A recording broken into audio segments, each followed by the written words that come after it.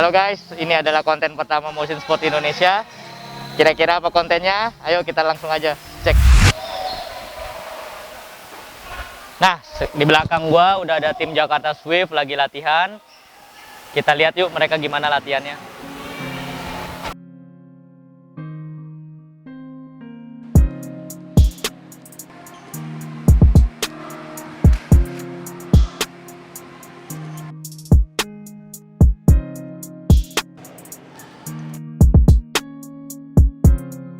Oke tim M, kali ini gua sama Pak Salim akan kasih tahu kalian apa sih bedanya rules wheelchair basketball dengan basket konvensional. Oke, boleh dijelasin aja nih langsung. Oke, jadi kalau di wheelchair basketball itu kita nggak ada double dribble. Jadi nggak ada double ya. Jadi kita boleh dribble, angkat. Dan biasanya kan kalau basic dari dribble, di spin gitu. Di spin, maju, ambil, spin, maju, ambil. Boleh ya. Boleh, dan itu biasanya dribble buat basic. Kalau misalnya teman-teman udah expert biasanya tetap normal kayak kanan kiri. Tapi kita nggak ada double dribble. Tapi traveling ada. Gimana sih kira-kira gerakan travelingnya wheelchair basketball? Oke, traveling kayak gini. Sama kayak di basket konvensional, step ketiga udah di call. Kalau di wheelchair basket, kita hitung dari dorongan.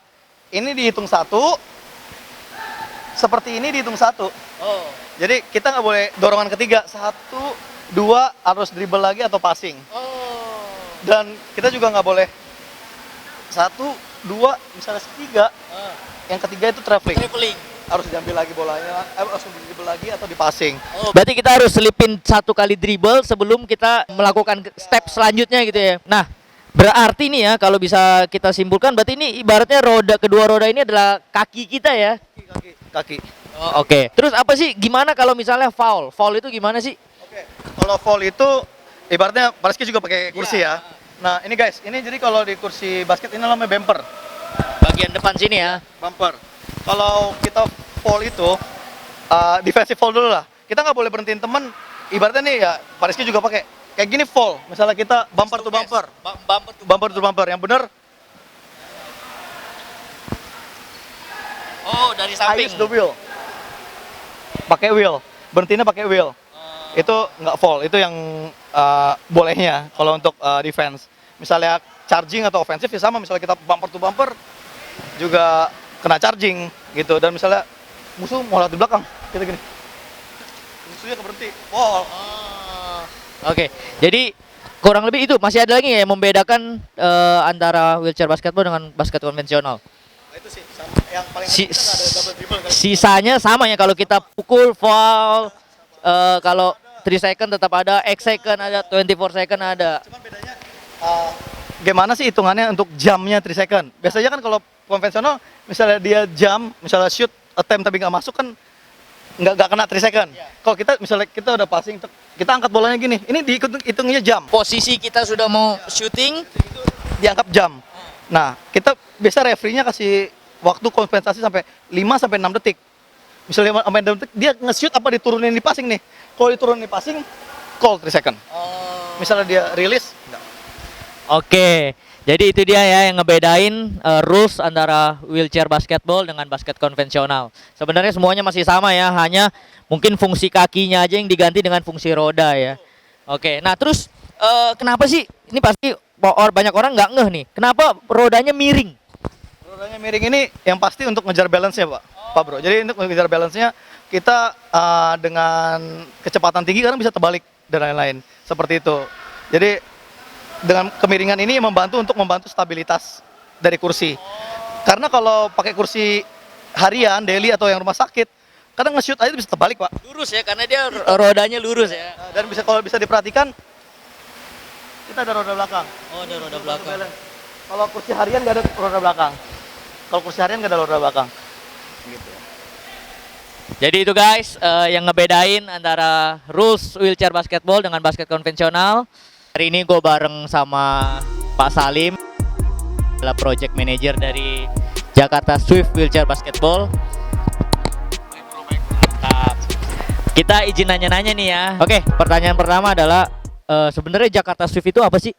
Oke, ini pegang aja lah ya. Oke, Jakarta Swift Wheelchair Basketball Ya sudah bisa lihat dari namanya, kita adalah salah satu komunitas basket kursi roda pertama di Indonesia. Maksudnya pertama yang berani menyatakan diri concern di bola basket kursi roda seperti itu. Kita sebenarnya berbadan hukum klub, tapi masih rasa komunitas lah, gitu. Karena emang masih baby. Hukum ya? Sudah berbadan hukum, kita yayasan non profit masuknya, seperti itu. Dan yayasan non profit itu kan kalau di sport bisa ditarik menjadi sebuah klub, kayak gitu. Kalau dibanding IBL kan mereka berbadan hukumnya PT. Katanya kalau asal berbadan hukum ya bisa menyatakan diri sebagai klub gitu sih. Nah, jadi Jakarta Swift itu udah berbadan hukum dan merupakan klub pertama ya di Indonesia yang menyatakan konsentrasinya untuk membangun wheelchair basketball di Indonesia. Nah, sebenarnya apa sih goalsnya jangka panjang atau jangka pendek dari wheelchair basketball atau Jakarta Swift sendiri deh? Oke, kalau Jakarta Swift sendiri untuk jangka pendeknya menurut saya goalnya sudah achieve. Kita membangun komunitas yang konsisten. Konsisten. Betul. Nah, step selanjutnya saya dan founder Cap Donald yang pasti teman-teman sudah tahu, kita nggak hanya pengen mikirin besarin Jakarta Swift aja loh guys. Jadi kita punya tujuan pengen loh bangun teman-teman komunitas disabilitas terutama wheelchair basketball di seluruh daerah. Kita pengen punya kejurnas bro, kita pengen punya kejurda wheelchair kayak gitu. Klub sepada umumnya gitu ya. Betul. Kalau mau muluk-muluk mudah-mudahan ada WIBL kayak gitu sih, tapi kita sekarang masih jalanin untuk bukan ekspansi ya, jadi mengenalkan ke daerah-daerah. Sekarang udah sudah masuk Pak Bro, kita di Bandung. Harusnya mereka sudah bergerak, cuman sayang gara-gara COVID mereka dipospon dulu untuk aktif untuk wheelchair basketballnya. Next kita ada project Lombok sama Jogja. Jogja ya, jadi kita pengennya kan sebenarnya kan apabila kejurnas itu yang saya tahu seperti kayak sebenarnya 15 daerah saja sudah ada, itu bisa diadakan kejurnas bukan eksebisi lagi secara resmi gitu Pak Bro. Gitu. Jadi buat teman-teman nih yang nonton di daerah-daerah yang belum disebutin, kalau memang kalian punya konsentrasi, kalian fokus, mau kalian bisa nih ya nanti ya nggak menutup kemungkinan berarti ya untuk daerah-daerah lainnya. Oke, pertanyaan selanjutnya, apa sih korelasi antara Jakarta Swift dengan timnas wheelchair basketball? Oke, korelasi. Sebenarnya Pak Bro nih udah pengalaman. Jadi kan awalnya kalau saya bilang saya join di Jakarta Swift, saya bersyukur atas keterpaksaan. Kenapa ya kalau gitu ya? Kayak gini lah, kita bersyukur kita menjadi tuan rumah jadi ASEAN Para Games 2018. Iya. Titik tolaknya itu di ASEAN Para Games. Iya betul. Ya? Setahu saya kan apabila kita jadi host, seenggaknya mayoritas cabang olahraga itu kita harus ikutin. Gitu. Dan sekarang kayak mau nggak mau kan, wah wheelchair basketball harus diadain seperti itu. Dan nextnya ya Cap Donald nggak mau setelah APG selesai. Bersyukurnya lagi sebenarnya persiapan para SEA Games di Manila 2020 ini yang ditunda ini ya? Batal. Jadi bersyukurnya pemerintah sudah bisa wake up, sudah bisa mereka mengurus timnas secara mandiri di bawah naungan NPC, National Paralympic Committee. Kalau dahulu kan masih kita support dari Jakarta Swift gitu loh. Ibaratnya dulu menurut saya OTH, apa sih OTH? Operasi tunjuk hidung, yuk Jakarta Swift jadi timnas, atur timnas, bener nggak Pak? Ya, bener, kayak gitu sih. Kalau sekarang saya malah lebih bahagia ada regenerasi di timnas yang diatur oleh pemerintah, gitu. Jadi korelasinya sih seperti itu. Sampai sekarang kita masih berhubungan baik kok. Apabila dari timnas butuh support atau dari Jakarta Swift butuh support, kita masih kontak-kontakan untuk menjalankan itu semua, gitu Pak. Jadi titik tolaknya tuh jadi di ASEAN Para Games, dan puji Tuhannya itu sekarang pemerintah sudah mulai aware ya tentang keberadaan wheelchair basketball. Ini pasti pertanyaan banyak orang, siapa aja sih yang boleh ikutan nih Jakarta Swift? Di Jakarta Swift yang boleh ikutan ya Pak, semua orang. Kita memang kalau orang awam melihat wheelchair basketball ini adalah sebagai olahraga disabilitas, kata kasarnya, nah itu olahraga orang cacat, gitu kan? Sebenarnya boleh, kita normal pun boleh berarti. Boleh, betul. Ini yang saya goal satu lagi Pak, bertarik ke pertanyaan pertama. Jadi di Jakarta Swift ini saya ingin merubah mindset. Saya punya satu pemikiran dengan Cap Donald. Saya mau rubah mindset wheelchair basketball ini bukan olahraga orang cacat loh, bro-bro semua. Wheelchair basketball ini ya olahraga basket, tapi menggunakan alat bantu. Saya kebetulan puji Tuhan masih diberi kesempurnaan oleh Tuhan lah, masih bisa berjalan dengan baik, masih punya lengkap lah semua. Tapi setelah saya coba wheelchair basketball, ini nggak gampang loh bro, nggak seperti yang kau pikirkan. Jadi sebenarnya di hari Minggu apabila kita di fase normal, hari Minggu itu kita sifatnya latihan open court guys. Jadi open court temen-temen yang mohon maaf non disabilitas atau disabilitas yang ingin coba bisa datang dan kepo-kepoin di Instagram kita. Seperti itu, dan kita sudah sering pemain-pemain pro IBL, Rizky Effendi, Jaren Kram, Helena Tumbelaka, banyak pemain pro yang datang kepo gimana sih cara mainnya. Akhirnya susah gitu loh. Dulu yang lucu kayak Jaren Kram datang, dia coba-coba, akhirnya dia kayak bikin konten lucu-lucuan juga. Dia ajak one on one temen kita. Keren kalau lo bro, tapi di wheelchair. Gitu. Jadi ini yang perlu kita tekankan banget nih ya. Jadi goals jangka panjangnya salah satunya adalah kasih tahu nih ke masyarakat tuh kalau wheelchair basketball itu bukan olahraga untuk orang yang punya disabilitas atau keterbatasan juga.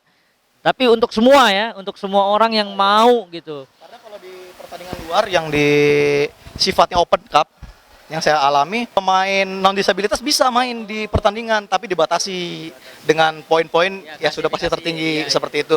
Umpamanya satu tim hanya bisa ada 2 non disabilitas dan di lapangan hanya bisa bermain 1 seperti itu.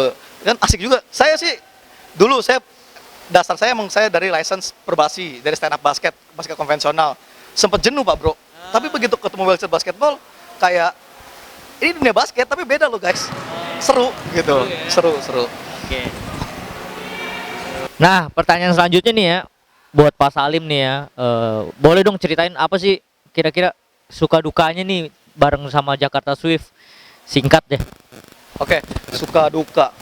Kalau Sukanya dulu nih ya. sukanya kalau untuk pribadi nggak ada alasan buat males Pak kalau ke teman-teman.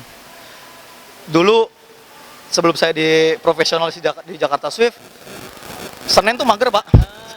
Tapi kalau sekarang malu sama teman-teman kita disabilitas tapi semangatnya luar biasa. Itu sukanya. Mungkin untuk wheelchair basketball sendiri atau di Jakarta Swift-nya, puji Tuhannya sukanya ya sekarang dengan jeripaya Bangga Pak Bro jadinya. juga dari Asian Para Games, sekarang bangga juga dan bisa seenggaknya sudah mulai diakui oleh pemerintah, disupport dari pemerintah. Apalagi untuk Dispora Pemprov DKI Jakarta, itu udah luar biasa sih ke Jakarta Swift, ke wheelchair basketball itu udah luar biasa. Itu sukanya. Kalau dukanya ya masih kita perkenalinnya susah loh. Jadi masuknya itu yang masih Betul. pelan-pelan ya, masih harus Iya. lebih konsisten Betul. mungkin lah ya. Yang kalau saya bisa cerita sedikit, Jakarta Swift itu tidak ada apa-apanya apabila tidak ada peran terutama dari teman-teman disabilitas. Susah untuk yuk main basket.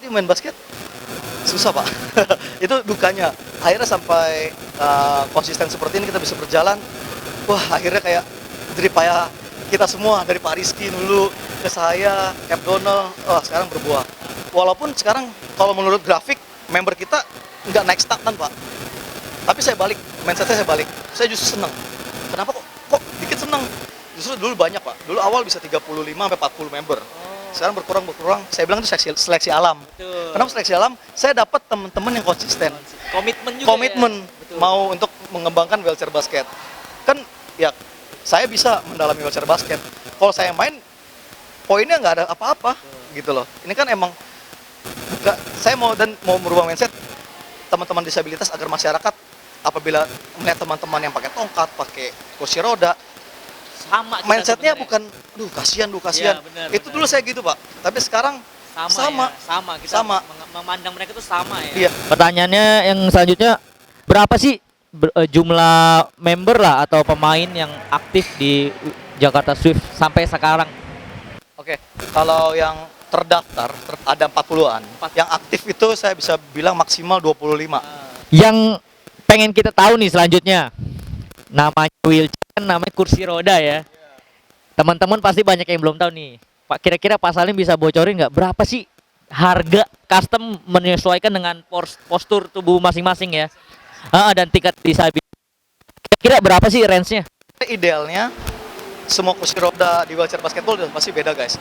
Dan yang kedua, alangkah baiknya itu di custom, betul kata Bro Rizky, di custom sesuai tingkat disabilitasnya. Dan posturnya mereka Betul. ya, ada yang pendek, ada yang tinggi. Betul. Kisarannya sih $3.000 kalau yang efek yang oke lah ya. $3.000. Iya, $3.000. Udah bisa dibikin di Indonesia? Yang bikin di Indonesia sudah ada Pak Bro di Bali. Tapi kalau saya bilang kualitasnya masih belum lah. Tapi kalau untuk level latihan sudah oke. Tapi kalau untuk pertandingan untuk sementara kita masih ambil dari US dan ambil dari Jepang. Dan itu start dari $3.000. $3.000. Iya, gitu sih. Untuk kita punya ya wheelchair basketball atau alatnya di kursi rodanya itu kurang lebih $3.000. Heeh. Sekarang hampir 45-50-an ya kayaknya sih. Dan kalau saya nggak salah boleh dikoreksi kalau kita bareng sama Jakarta Swift nih mereka Jakarta Swift memfasilitasi itu ya. Betul. Jadi sekarang karena memang kursi roda yang luar biasa mahal, kalau menurut saya mahal. Kita memfasilitasi untuk teman-teman gitu. Itu kita dapat dukungan pada saat Asian Para Games, itulah kita masih ada aset-aset sponsor yang masih kita maintain sampai sekarang. Kita sangat menghargai, appreciate sponsor-sponsor yang bisa mengadakan kursi roda yang wow lah harganya gitu. Jadi untuk teman-teman jangan awalnya sebelum pertanyaan ini kan pertanyaannya udah $3.000 nih. Waduh, mati nih. Wheelchair basket harus $3.000. Enggak kayak gitu sih. Jadi kita masih tetap bisa bantu teman-teman untuk memfasilitasi wheelchair untuk khusus untuk kursi roda. Iya, gimana sih caranya nih? Mungkin ini pertanyaan terakhir. Gimana sih caranya buat teman-teman mungkin diutamakannya yang punya keterbatasan ya, mau join ke Jakarta Swift, mungkin yang teman-teman ada di Jakarta, Tangerang, mau join ke komunitas ini, komunitas yang positif, bisa saling support di sini. Gimana sih caranya? Boleh di-share aja. Oke, paling gampang guys, mungkin teman-teman yang nonton channel Motion Sport Indonesia, yang paling gampang kepoin Instagram kita di jakartaswift.basketball. Di situ bisa langsung DM. Pasti mudah-mudahan fast respon untuk teman-teman yang ingin join, dan mungkin guys juga yang punya keluarga, sepupu dan lain-lain atau teman yang mungkin banyak juga yang dulunya main basket dan mereka harus amputasi, cedera. Sebenarnya paling simple. Kita itu untuk pemain cedera yang udah nggak bisa main lagi, misalnya mau keringetan dan masih ada hubungan sama basket, yuk join ke wheelchair basket. Paling simple lah, yang paling dikenal oleh teman-teman basket. Misalnya ACL. ACL udah lumayan parah atau diagnosa udah nggak boleh sama dokter, itu sudah bisa main di wheelchair basket. Kayak gitu. Jadi yang penting misalnya teman-teman mau berkegiatan bersama kami, bisa DM langsung di jakartaswift.basketball di Instagram. Dan next kita ada website, tapi see you soon guys. Oke, thank you Bro Salim udah sharing-sharing sama kita. Buat teman-teman di luar sana yang mau dan yang masih suka banget dengan basket tapi kalian punya keterbatasan, cedera, itu bukan halangan buat kalian. Di sini Jakarta Swift adalah komunitas yang cocok banget buat kalian. Datang ke sini, kalian masih tetap bisa main basket. Itu sangat luar biasa. Jadi teman-teman jangan ragu-ragu, langsung aja kepoin Instagramnya Jakarta Swift. Sebelum gua mengakhiri sesi chit chat kita hari ini, gua mau pengen kasih sedikit nih merchandise untuk Pak Salim. Semoga lewat Jakarta Swift juga kita mendukung gerakan No Rasis. Oke, sampai ketemu di konten-konten selanjutnya. Jangan lupa subscribe, follow Instagram Jakarta Swift.basketball dan follow juga Instagram Motion Sport Indonesia. See you guys.